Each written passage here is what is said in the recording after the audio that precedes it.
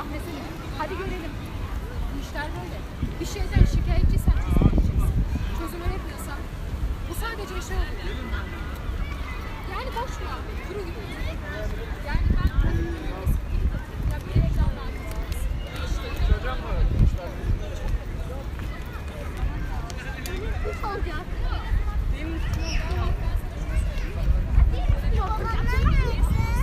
Babamlar nerede? Görmesiniz orada. Lan burada, burada. Görler.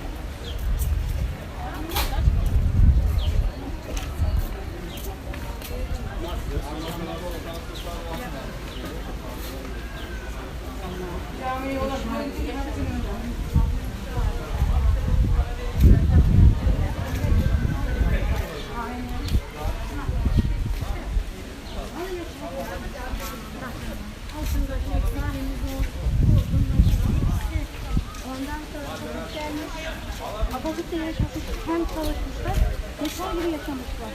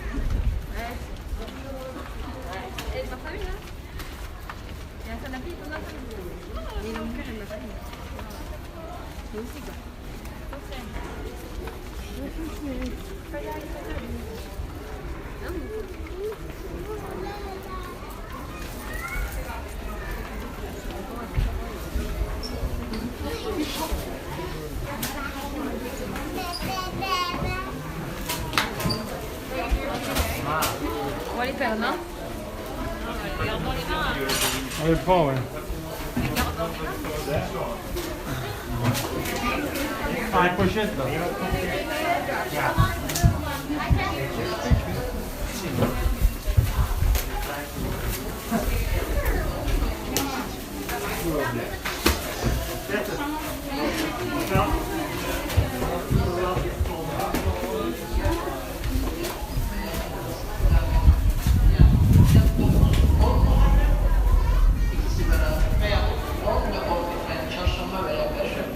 Veya dileğe 3 günü de tutabiliriz. 9, 10, 11 yani salı, çarşamba, perşembe. Sağlıklı olan kardeşlerimiz bunu fırsat bilsinler. Büyük bir mükafat ve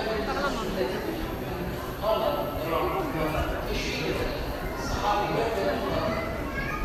Allah Teala'ya yakınlaşmaya, ona onun büyük lütfuna nail olmaya, günahlarımızın bağışlanmasına vesile olan büyük ibadetlerdendir oruç. Dua edelim, oruç tutarken yapılan duaların memleketimiz için. Bütün dünyada bir insanın hayatında nimetler böyle anlarda geldiği gibi bazen sıkıntılar da görüyoruz, anlarda geliyor. Adeta bu seneyi sanki böyle Kur'an'da deniliyor, onları diyor, senede bir veya iki defa imtihan ettiğimizi görmüyorlar, konuşmuyorlar diye ayet ediyor. Böyle bu sene, içinde bulunduğumuz yıl sene, böyle bir sıkıntılarla geçiyor. Bütün dünya açısından yangınlar, seller, felaketler, efendim, kazalar, musibetler. Bir imtihandır. Dünyanın hayatı böyle, bazen öyle, bazen nimetler lütfuna geçer. Allah'a bir imtihanı var. Şükür gerekir, şiman olmak gerekir, mutlu olmak gerekir. Acı sıkıntılı zamanlarda da inancımızda, Allah'a göre gönlümüzde bağlı dirençli olmamız gerekiyor. Birbirimize kenetlenmemiz gerekiyor. Müslümanca duruşumuzu sergilememiz gerekiyor. Dua edelim. Bizlere metanet versin, sabır versin, sıkıntılı birileri, hastalık problemleri, huzurla, sağlıkla geçirmeyi, afiyetle geçirmeyi lütfeylesin. Huzura, saadete ulaştırsın. Bu vesileyle vefat eden kardeşlerimize Allah rahmet eylesin. Yakınlarına sabır ihsan eylesin. Bizlere de muhafaza eylesin. Allah Teala ziyaretimizi makbul eylesin. Aklını ister ki bizlere sevabı ihsan eylesin. Ayağınızı